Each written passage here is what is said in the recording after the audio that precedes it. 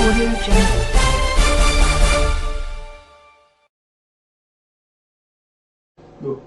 Ẹ káàsán ẹ̀sìnkú dédé àsìkò yìí jákèjádò àgbáńláyé tẹ́tí náà fàní láti máa wọ ìkànnì BGI TV. Ìròyìn àpapọ̀ orílẹ̀-èdè wa Nàìjíríà ló ń dé sójú ìwòran yín àti ìṣètì ìgbọ̀nyín láti ìkànnì BGI TV. Olúṣọlá Oyènẹ́kan ló ní ìròyìn ṣáájú ẹgbẹ́ àwọn kókó tó ṣúyọ nínú ìròyìn náà. Gómìnà ìpínlẹ̀ Imo gómìnà Uzodinma ti ní oṣù mẹ́jọ òtó láti fi yẹ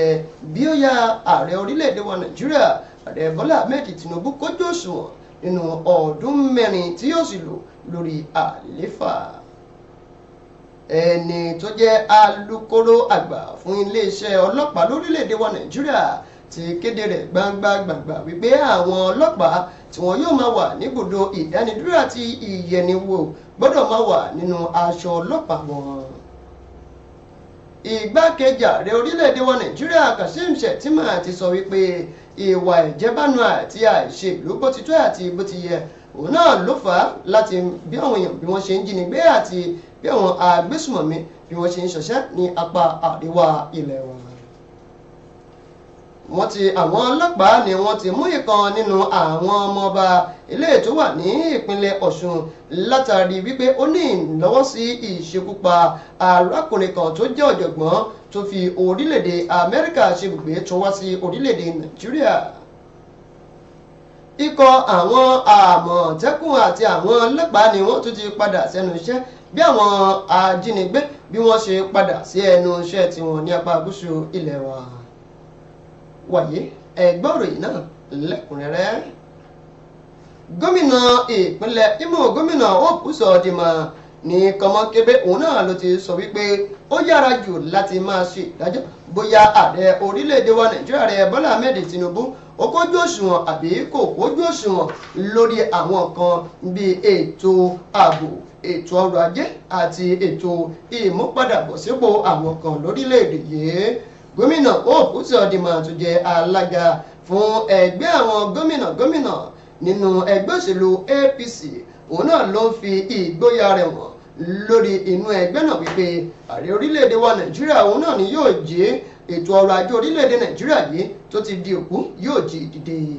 Gómìnà Uzodinma ló ń ṣiṣọ́ lójú eléyìí nínú fọ̀rọ̀wérọ̀ eléyìí tó ṣe pẹ̀lú àwọn akọ̀ròyìn eléyìí tó ṣe ní ojú amóhùnmáwòrán kan ní àná tí ń ṣe ọjọ́ àìkú Sunday. Níbẹ̀ ló ti sọ wípé gbogbo àwọn àlàkálẹ̀ àti ìpinnu ààrẹ Bọ́lá Ahmed Tinubu lórílẹ̀‐èdè wa Nàìjíríà yìí òun náà ni yóò wá láti wá tún orílẹ̀‐èdè Nàìjíríà yìí ṣe àti láti wá mú padà bọ̀ sípò gẹ́gẹ́ bí a ti mọ̀ wípé ó jogúnbá àwọn òkú ọrọ̀ ajé orílẹ̀‐èdè yìí tó sì ti ń ṣe láti jí wọn dìde.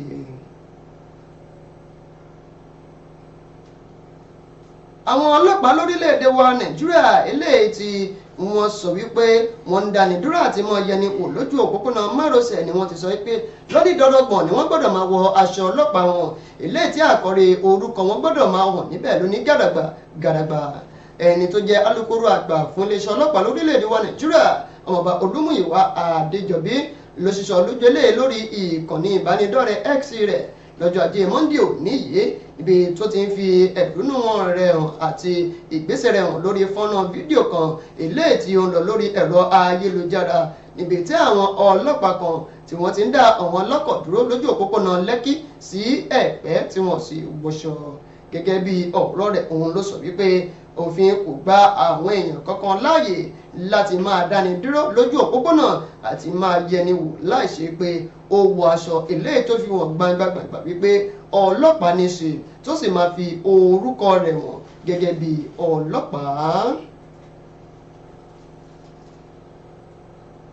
Látàrí ìwà ìjẹbánu àti ìwà ìjínigbé eléyìí tó ń wọ́pọ̀ àti ìwà agbésùmọ̀mí tó wọ́pọ̀ ní apá àríwá lórílẹ̀‐èdè wa Nàìjíríà, igbákejì ààrẹ lórílẹ̀‐èdè yìí ìyẹn Kashim Shettima lópin ọ̀sẹ̀ yìí ló ti sọ wípé ìwà ìjẹbánu àti àìṣe bó ti tó àti bó ti yẹ nínú ìṣèjọba òun náà ló ń fa làásìgbò ilé tó ń wáyé ní apá àìní ètò ààbò tó tọ́ àti ohun tó yẹ pẹ̀lú bí àwọn agbésùmọ̀mí bí wọ́n ṣe ń ṣọṣẹ́ lápá àríwá ilẹ̀ wa. Igbákejì ààrẹ wa Kashim Shettima òun náà ló ń sọ̀rọ̀ ní apá gúúsù ìpínlẹ̀ Kaduna níbi tó ti ń bá àwọn olórí nínú ẹ̀sìn kìrìsìtẹ́nì tó ti ń bá wọn sọ̀rọ̀ ilé tí wọ́n ti ń gbóṣùbà kárí fún àwọn ọmọ ogun orílẹ̀-èdè wa Nàìjíríà bí wọ́n ṣe ń gbìyànjú àti máa dá àlàáfíà padà sí àní gbùngbùn apá Kaduna náà láti lè jẹ́ kí wọ́n gbàgbára lọ́wọ́ àwọn agbésùnmọ̀mí. Nínú ọ̀rọ̀ rẹ̀ ó sọ wípé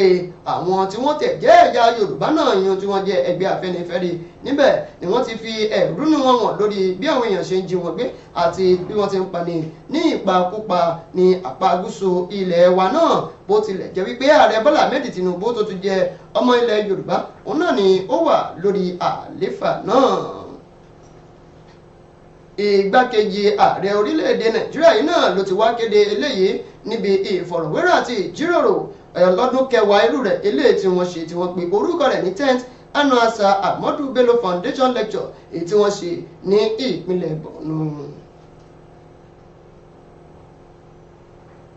Ní ìtẹ̀síwájú àwọn òròyìn àpapọ̀ orílẹ̀-èdè wa Nàìjíríà àwọn iléeṣẹ́ ọlọ́pàá ẹ̀ka ti ìpínlẹ̀ Ọ̀ṣun òun náà ni wọ́n ti mú ọmọọba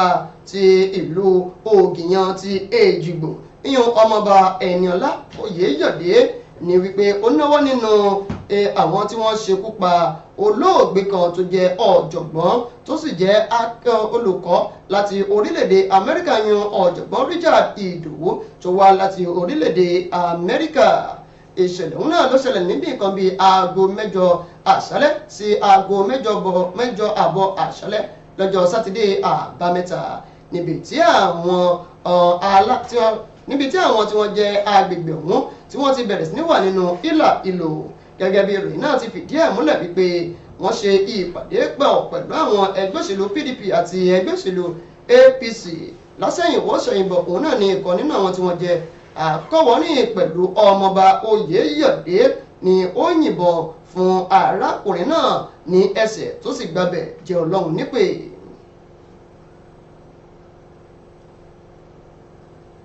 Gẹ́gẹ́ bí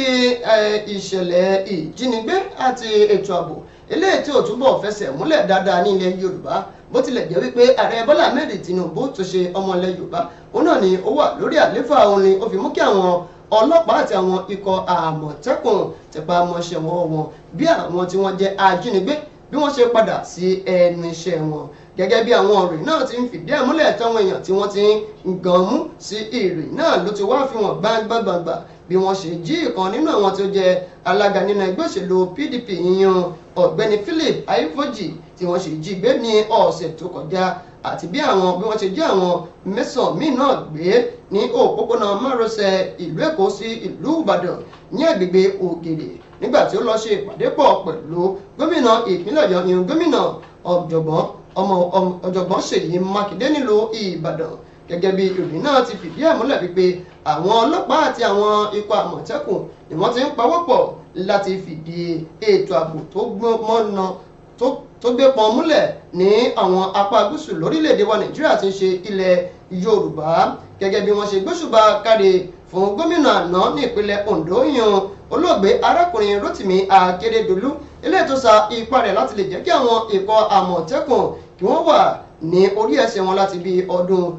mẹ́ta sẹ́yìn yẹn láti ọdún 2020 tí wọ́n kéde wọn tí ààrẹ Bọ́lá Ahmed Tinubu tó sì tọwọ́ bọ̀ láti lè ṣe ìdásílẹ̀ wọn ní ọjọ́ 9 oṣù kìíní ọdún 2020.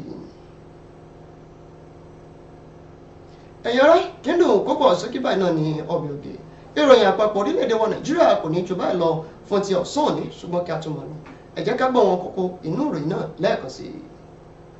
Gómìnà ìpínlẹ̀ Imo gómìnà Hope Uzodinma ti sọ wípé oṣù 8 nínú ọdún mẹ́rin tí ààrẹ Bọ́lá Ahmed Tinubu máa lò lórí àléfà ló kéré jọjọ láti máa ṣe àyẹ̀wò rẹ̀ bóyá ó kójú òṣùwọ̀n àbí kò kójú òṣùwọ̀n.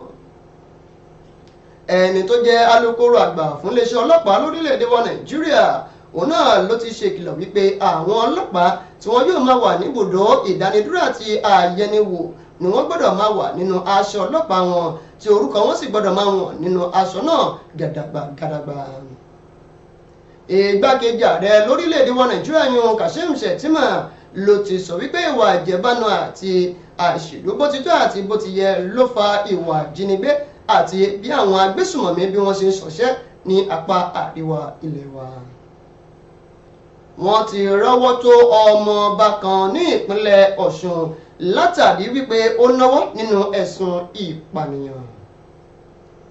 Àwọn ikọ̀ àmọ̀tẹ́kùn àti àwọn ọlọ́pàá ni wọ́n ti ń parapọ̀ láti máa rí kúlẹ̀kúlẹ̀ àwọn ajínigbé bí àwọn ajínigbé ṣe padà sẹ́nuṣẹ́ ní ilẹ̀ Yorùbá. Ẹ̀yin ará, ìròyìn àpapọ̀ orílẹ̀-èdè wa Nàìjíríà ní jù bá lọ fún ti ọ̀sán òní yìí. Olúṣọlá Oyènẹ́kan ló ní ìròyìn. Ẹ ṣeun bí ẹ ti ń wò wá àmọ́ ìyá ṣe o.